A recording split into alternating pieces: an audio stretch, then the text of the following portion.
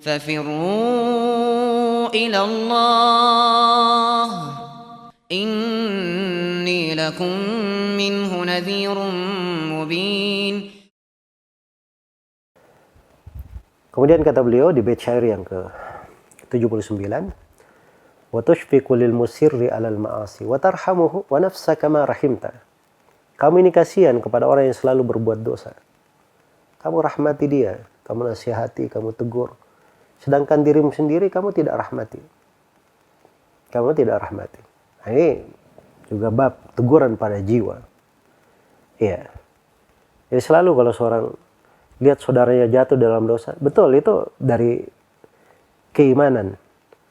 Dia melihat saudaranya jatuh dalam dosa, dia sedih akan hal itu, dia nasihati saudaranya, dia rahmati saudaranya. Itu bentuk dari keimanan. Iya, bentuk dari keimanan. Tapi harusnya dirimu itu juga kamu rahmati, kamu kasihani.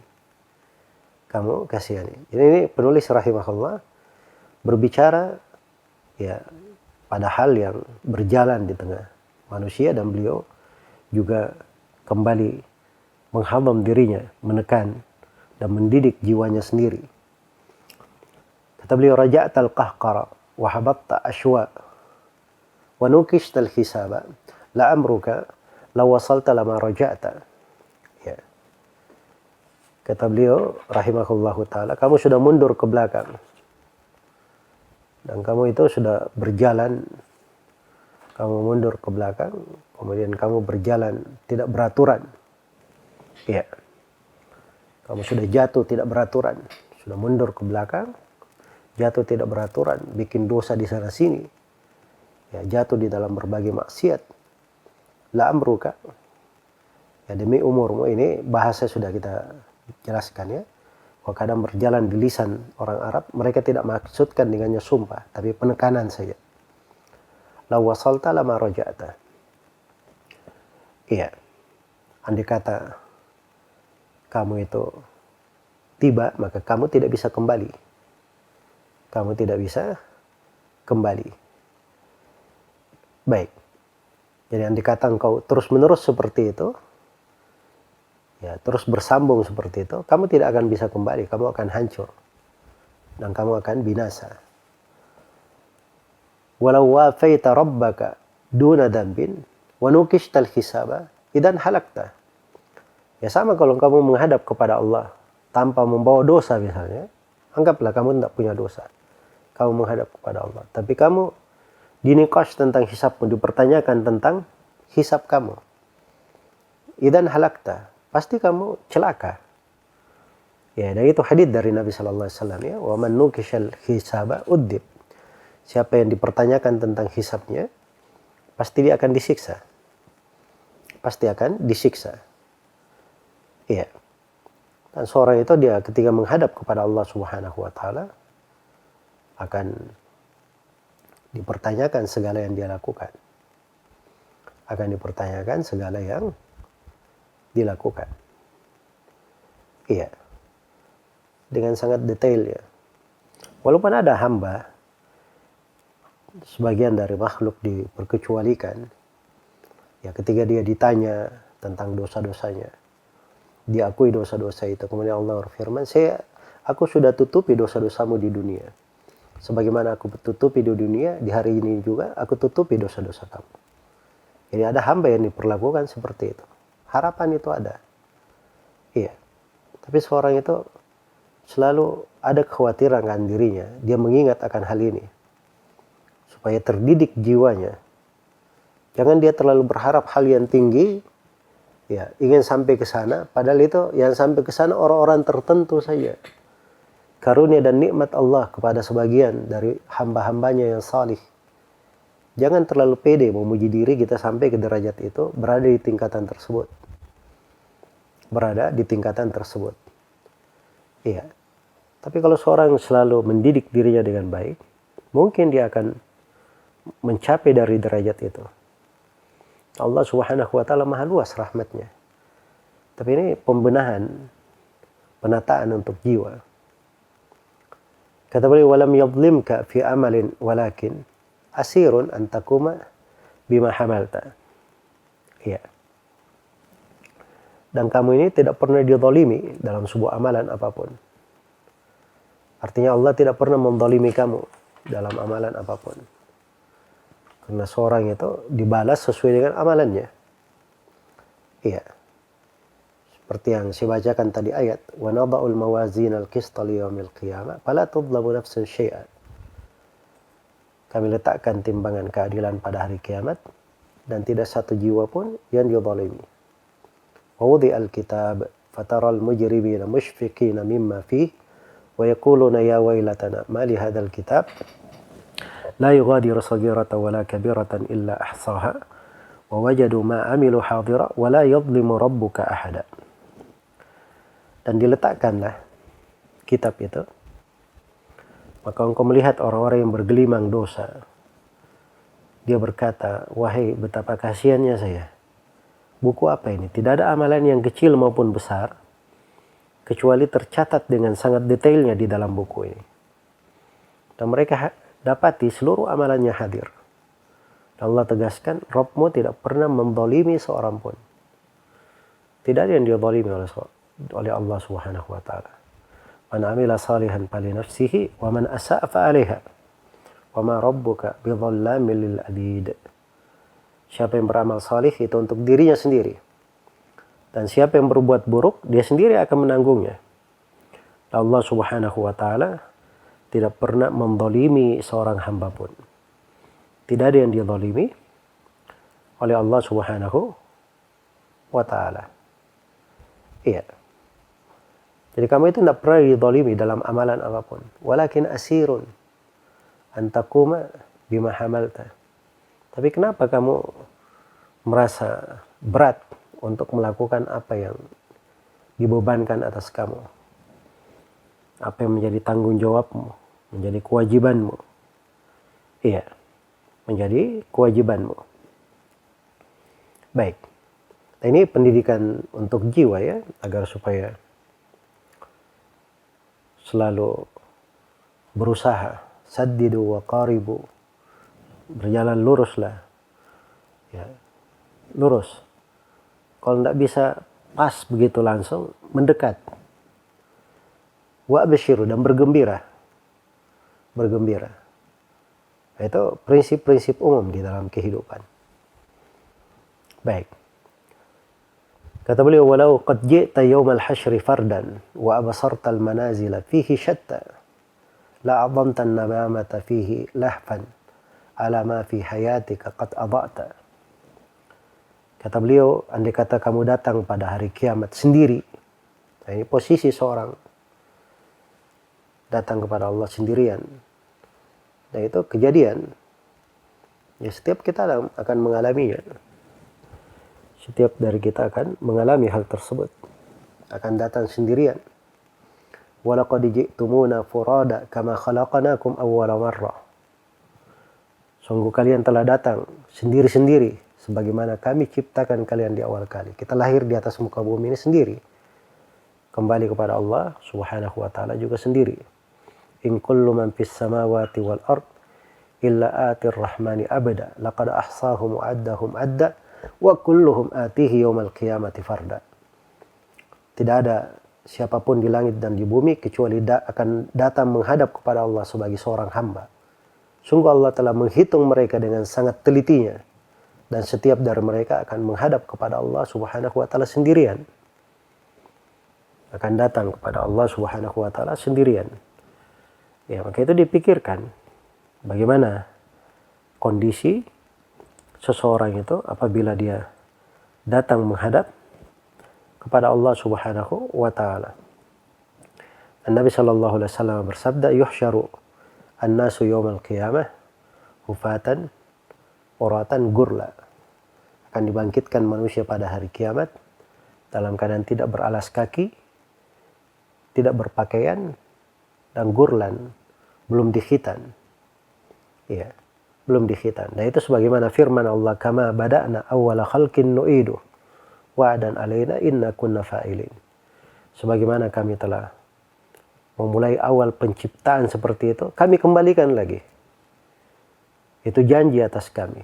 dan sungguh kami akan melakukan janji tersebut. Iya. Itu ketentuan dari Allah Subhanahu wa taala. Jadi bagaimana kondisi kamu kalau kamu datang di hari kiamat sendirian? Wa absartal manazila fihi syatta. Dan kamu saksikan kedudukan-kedudukan manusia pada hari itu beraneka ragam. Iya. Tidak satu kedudukan. Tidak satu kedudukan. Ada yang beruntung, ada yang merugi, ada yang menangis, ada yang tertawa. Ya. Di pada mahsyarnya sendiri, ada yang dapat teduhan arsy, ada yang aman dari terik matahari, ada yang berkeringat sampai ke mata kakinya, ada yang berkeringat sampai ke lututnya, ada yang sampai ke pinggangnya, ada yang sampai ke lehernya, ada yang ditenggelamkan oleh keringatnya. Satu hari seperti 50.000 tahun. Di hari kiamat itu penantian. Bagi seorang mukmin itu seperti qailula antara duhur dan asar. Beraneka ragam kondisi manusia pada saat itu. Kira-kira bagaimana kamu menimbang diri kamu yang akan datang sendirian? Maka apabila kondisinya seperti itu, la a'dhamtan nadama. Fihi lahfan, dan sungguh engkau akan menganggap besar penyesalan pada hari itu, penuh dengan kesedihan. Alama fi hayatika qad adha'ta, akan hal yang engkau telah telantarkan di dalam kehidupanmu. Iya. Nah itulah penyesalan. Penyesalan itu datangnya belakangan.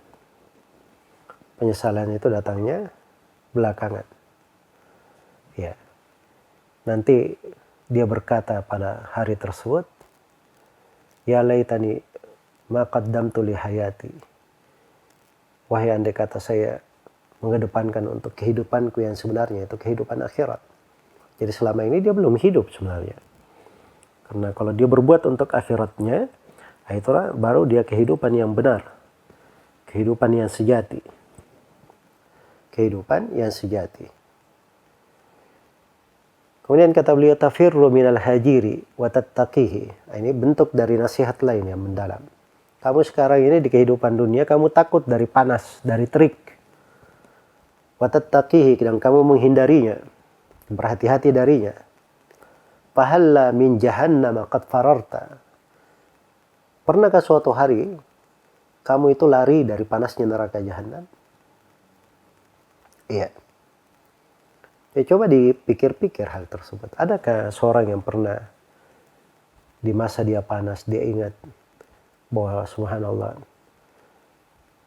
neraka itu asyaddu harran, lebih dahsyat lagi panasnya. Iya. Pernahkah seorang ada yang menyalakan api, lalu dia tahu bahwa api di neraka itu lebih panas? Itu muhasabah. Jalan di tengah para ulama. Suatu malam Umar ibn Khattab radhiyallahu taala anhu pernah menyalakan api untuk menghangatkan diri beliau di musim dingin. Kemudian beliau mendekat ke api itu, mendekatkan tangannya, ya, ingin menahan panasnya api. Tapi beliau menjauhkannya. Maka beliau pun berkata kepada dirinya, wahai Ibnu Khattab, sanggupkah kamu menahan dahsyatnya api neraka di hari kiamat? Itulah yang disebut oleh para ulama, nahnu ja'alnaha afara'aytumun nar allati turun a antum ansha'tum syajarataha am nahnul munsyi'un nahnu ja'alnaha tadhkiratan wa mata'al lil muqwin. Tidakkah kamu lihat api yang kamu nyalakan itu? Apakah kamu yang memunculkan api itu dari pohon atau kami yang memunculkannya? Iya, kami yang mengadakan api itu. Kami jadikan api itu peringatan. Nah, itu peringatan. Kata sebagian as-salaf, api di kalian di dunia ini mengingatkan kalian akan api dahsyatnya, akan api neraka di hari kiamat. Waliyadzubillah. Iya. Dan perlu diketahui bahwa api yang kita ketahui di dunia ini itu tidak ada apa-apanya kalau dibanding dengan apa? Api neraka, waliyadzubillah. Di sebagian riwayat dikatakan satu panas api di dunia itu adalah satu bagian dari 70 bagian panasnya api di neraka. Waliyadzubillah. Iya, orang yang paling ringan siksanya dalam neraka itu adalah Abu Thalib. Sebagaimana dalam hadits riwayat Muslim. Abu Thalib ini dia berada di lapisan neraka paling atas. Siksanya adalah terompanya dipanaskan dengan api neraka. Belum sampai kakinya masuk ke terompa itu, kepalanya sudah mendidih. Kepalanya sudah mendidih. Ini orang yang paling ringan siksaannya di dalam neraka. Waliyadzubillah. Wassallallahu wassalam. Semoga Allah subhanahu wa ta'ala menjaga kita semua dari api neraka. Dan menjauhkan kita semua dari segala sebab yang bisa mendekatkan kepada neraka. Nasallallahu wassalam. Iya. Jadi sekarang kamu lari dari panas, menghindarinya. Tidakkah pernah kamu itu lari dari panasnya neraka jahanam? Mengambil amalan-amalan yang menyebabkan kamu terhindar dari neraka. Lari darinya. Iya. Kemudian kata beliau, walasta tutiqu ahwanaha adaban walau kuntal hadida biha ladubta. Dan kamu itu tidak bisa menanggung siksaan yang paling ringan di dalam neraka. Siksaan paling ringan itu siksaannya Abu Thalib tadi. Terompa dipanaskan, belum lagi kaki masuk ke dalamnya, sudah mendidih isi kepalanya. Itu siksaan yang paling ringan. Kamu tidak akan mampu untuk hal itu. Andai kata kamu itu besi, maka kamu akan meleleh di dalam neraka. Ya, kamu sekeras apapun akan meleleh di dalam neraka. Tapi subhanallah, dalam neraka itu terdapat siksaan-siksaan yang mengerikan. Hal-hal yang dahsyat. Iya. Ketika dibaca ayat tentang narun mu'asada fi amadin mubaddada, api yang menahan dia di dalam tiang-tiang yang menutupi. Itu kata sebagian as-salaf, maha suci Allah yang menjadikan tiang-tiang dan tembok itu berasal dari api. Mana ada yang seperti itu, subhanallah, di kehidupan dunia. Dan itu ada di dalam neraka. Nasallallahu wassalam. Iya. Hanya saja penghuni neraka itu, dia tidak hidup di dalamnya, tidak pula mati. Tidak pula mati. Saking berulangnya siksaan, setiap kali kulitnya itu hancur, diganti lagi dengan kulit baru. Tebal kulitnya saja kadang dihitung beberapa hari perjalanan untuk tebal kulit penghuni neraka. Ya, siksaan yang sangat dahsyat. Kata beliau, wala tunkir fa innal amra jiddun wa laysa kama hasibta wala dhananta. Ya, jangan kamu mengingkari, jangan kamu merasa aneh dengan hal tersebut. Sebab perkara ini perkara yang ya betul-betul serius. Perkara yang betul-betul serius. Tidak seperti yang engkau sangka, tidak pula seperti yang kamu duga. Ya. Maka jangan kamu ingkari tentang dahsyatnya neraka ini. Sebab itu perkara yang serius. Penetapannya ada di dalam Al-Quran dan Sunnah Rasulullah Sallallahu Alaihi Wasallam. Baik. Maka ini nasihat balik ya dari sosok Abu Bakar kepada penulis Abu Ishaq Al-Irbiri. Dan ini seperti yang kita bahasakan tadi, itu diucapkan oleh as-salaf, pendidikan untuk jiwa selalu menata untuk diri mereka. Ya walaupun yang disangka itu terhadap para ulama, orang-orang saleh seperti ini, keadaan mereka tidak seperti itu. Tapi itulah jiwanya itu mereka didik seperti itu. Agar supaya tidak merasa bangga dengan apa yang dia lakukan, merasa bangga dengan apa yang dia miliki, merasa hebat dengan amalannya. Ya, semoga Allah Subhanahu wa taala mengampuni kita semua dan menganugerahkan untuk kita akhlak yang mulia, adab-adab yang tinggi, menyempurnakan dari membantu kita untuk berjalan kepada kesempurnaan dari jiwa, hal yang memuliakannya di sisi Allah Subhanahu wa taala. Baik. Kemudian setelah itu penulis rahimahullahu taala ya menjawab kembali di bait syair yang ke-89 atau yang ke-88 Kata beliau rahimahullah,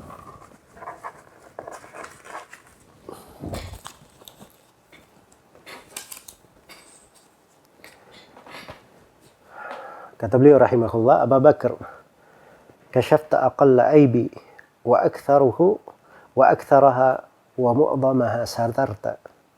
Wahai Abu Bakar, kamu telah menyingkap sedikit saja dari aibku. Kebanyakan bahkan yang terbesarnya kamu tutupi. Ini subhanallah ya. Jadi itu semuanya tadi kalau Abu Bakar berbicara dengan lisan itu menyingkap aib si penulis, nah itu aibnya. Nggak apa-apa saya akui. Ya, saya memang seperti itu. Saya memang seperti itu. Dan itu ciri keikhlasan ya pada seorang. Dan ciri jiwa yang baik itu. Sebab kalau jiwanya itu jiwa yang mulia, jiwa yang memang tahu kadar dirinya, dia tidak tutupi akan dirinya. Kalau kita ini masalah subhanallah, kita memang seperti itu, kalau diingatkan marah lagi akan hal tersebut. Iya. Nah, ini orang-orang soleh jiwanya mungkin tidak seperti itu. Tetapi karena dia khawatir seperti itu, dia diam-diam saja kalau dinasihati. Menerima akan hal tersebut. Bahkan dia bahasakan, kamu singkap sedikit saja aibku. Kebanyakannya mungkin, terbesarnya kamu belum singkap. Fakul ma syi'ta fiyya minal makhazi wa dha'ifha fa innaka qad sadaqta. Berucaplah sesuka hatimu tentangku dari keburukan-keburukanku. Bahkan lipat gandakan lagi ucapanmu. Engkau telah benar. Tidak ada yang keliru. Wa mahma ibtani falifarti ilmi bibatinihi ka'annaka qad madahta. Sepanjang engkau itu selalu mencelaku, ya, bagaimanapun engkau mencela saya, maka karena saya ini betul-betul tahu tentang diriku sendiri, celaan kamu itu saya anggap seakan-akan kamu masih memujiku. Ya. So, kalau saya sendiri, saya lebih tahu diri saya. Kamu itu hanya sebut sedikit dari aib saya. Jadi itu seakan-akan masih memuji saya, subhanallah. Ya, mana ada orang yang seperti ini dari akhlaknya ya. Dari mendidik jiwanya. Mengajarkan adab dan hikmah pada diri itu. Ya. Diri itu memang harus dididik seperti itu. Jangan merasa ada kelebihan. Ya, bahkan kalau diterangkan dari aibnya, seorang itu senang. Ya, dijelaskan dari aib dan kesalahannya. Bahkan dia bergembira dengan hal tersebut. Apalagi kalau kesalahan-kesalahan tersebut terkait dengan perkara-perkara ilmiah, terkait dengan perkara-perkara agama. Ya. Jangan sampai kesalahannya tersiar di tengah manusia, dia menanggung dosanya sampai hari kiamat. Kalau ada yang menasihatinya, oh dia gembira sekali. Karena itu tatkala Al-Imam Abdul Ghani bin Said Al-Maqdisi rahimahullah menulis kepada Abu Abdillah Al-Hakim An-Naisaburi, Al-Hakim As-Saghir, Ibn Al-Bayyi, Abdul Ghani bin Said menulis kesalahan-kesalahan Al-Hakim. Maka Al-Hakim menerima surat itu, beliau sangat gembira, malah beliau bacakan kepada orang-orang. Ini ada tulisan menegur saya begini-begini, dia puji. Maka begitu sampai kejadian itu kepada Abdul Ghani bin Said, dia pun berkata, saya tahu Al-Hakim ini rajul akil, orang yang berakal. Sebab orang yang berakal seperti itu. Bahkan kadang sebagian imam itu, subhanallah, kadang dia punya syiddah ya, karena pembawaan mungkin, atau karena memang kebiasaannya, keteguhannya. Seperti yang terjadi pada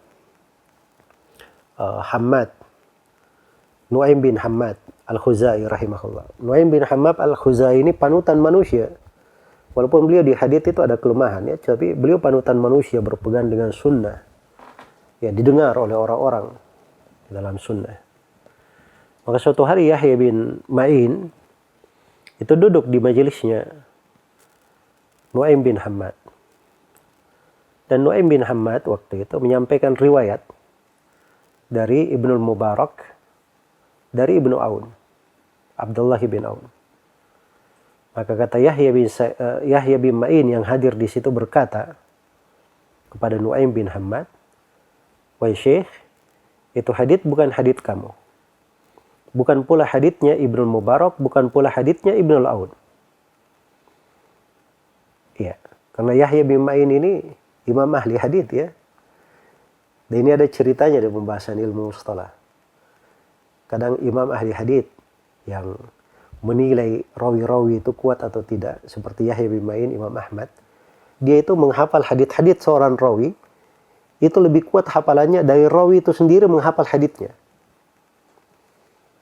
Jadi Nuaim bin Hammad ini sudah pernah didengarkan haditsnya oleh Yahya bin Ma'in. Yahya bin Ma'in sudah hafal haditsnya. Jadi begitu rawi itu ada keliru, maka yang mengingatkan kekeliruannya, ya orang-orang seperti Yahya bin Ma'in ini.